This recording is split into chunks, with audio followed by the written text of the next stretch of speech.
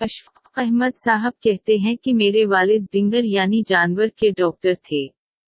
हमारे गांव में सर्कस वालों का हाथी बीमार हो गया।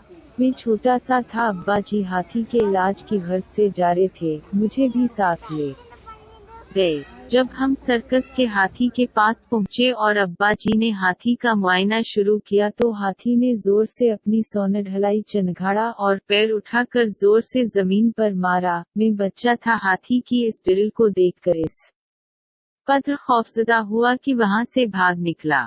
मेरे अब्बा जी मोहम्मद खान मेरे पीछे आए, मुझे रोका और पचकार कर पूछा, अशफाक तो सर्कस से क्यों भाग आया? मैंने कहा, अब्बा जी हाथी मुझ पर हमला आवर हो जाएगा, बस उस ख्याल से दौड़ लगा दी। अब्बा जी ने कहा, हाथी के पैरों में पड़ी संगली नहीं देखी तूने? मैंने कहा, अब्बा जी एक बारीक से संगली, छोटा सा किला, स्मॉल नेल, इतने भारी भरकम हाथी को नहीं रोक सकता। इतने मनु टनो वजनी हाथी के लिए बारीक सी संगली क्या मानी? अब्बा जी मुस्कुराए और कहा, अशफाक अहमद हाथी इस केले को नहीं उखाड़ सकता जिससे वो बंधा है।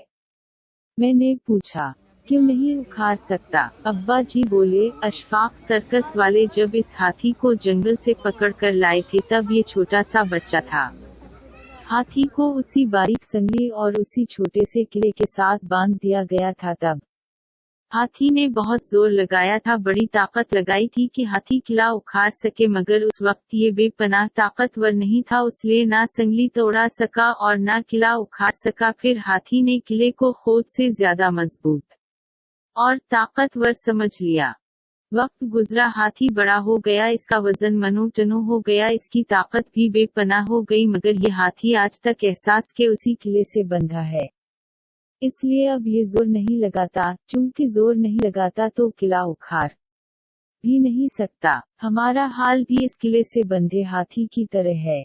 मायूस शख्स भी एहसास के इस किले से बंध जाता है कि सिस्टम मजबूत है, मैं कमजोर, कम ताकतवर हूँ, और उसी सोच और एहसास में उम्र गंवा देता है, तरक्की नहीं करता। हम जैसे लाखों मायूस नौजवान एहसास के किले नेल से बंध गए हैं और जोर लगाना छोड़ बैठे हैं। याद रखना, हाथी की छोटी बुद्धि है, इसलिए भारी भरकम जसामत को नहीं पहचान पाता।